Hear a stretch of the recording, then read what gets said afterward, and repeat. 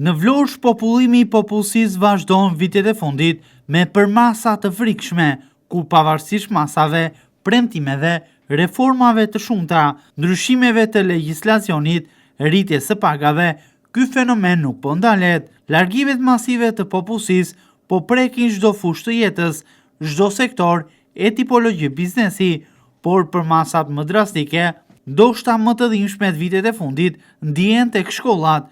Shumë shkolla nëntëvjeçare dhe gjimnaze, private këto apo publike, janë mbyllur vitet e fundit në Vlorë dhe sidomos në rrethina e njësi administrative.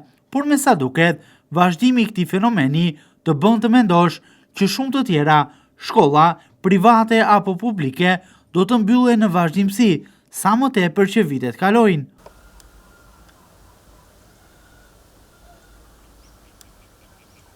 Ky është gjimnazi Shaban Demiraj në Vlorë, i cili prej pak vitesh ka mbyllur dyert. Largimi drastik i popullsisë ka bërë që vitet e fundit, përpara se të merrej ky vendim, aty mos të kishte më nxënës. E pamundur që të plotësoheshin klasat dhe procesi mësimor të vazhdonte, ndikuar sigurisht edhe nga kushtet e mjerueshme që ndër vite ishte lënë kjo shkollë, e cila nuk kishte para asnjë investim, duke u kthyer në të pa preferuar për nxënësit. Kjo godin pas mbylljes së saj ka rënë pre e degradimit, i cili vetëm vazhdon, pushtuar nga lagështia, muret në brendësi, por edhe në fasadën e jashtme, po bien dita ditës, duke u prekur nga amortizimi. Xhamat janë thyer dhe një pjesë e dyerve dhe dritareve janë shkullur nga vendi, duke detyruar institucionet që të saldojnë aty disa hekura për mos të lejuar persona të ndryshëm të futen në brendësi të saj.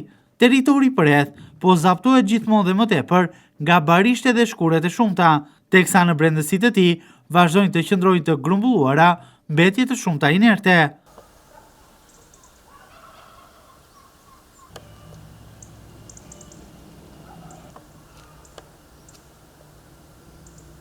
Megjithse muaj më parë shembur aty një godin banimi, e cila ishte ndërtuar pa leje në brendësi të territorit të shkollës, sërish askush nuk e ka marrë mundimin të pastrojë inertet nga shembja e saj. Ndërkaq, në muajin maj u fol gjithashtu që kjo godinë e shkollës do të kthehej në godinën më të re, se ku do të vendoseshin 3 institucionet ndërmarrjet e qytetit pas rehabilitimit të saj, por megjithse kanë kaluar muaj, as në këtë drejtim nuk është bërë asgjë dhe nuk ka asnjë shenjë nga nisja e punimeve për rehabilitimin e kësaj godine. Gjimnazi Shaban Demiraj vazhdon të shkatërrohet çdo ditë që kalon, duke qenë prej muajsh tashmë edhe jashtë funksionit.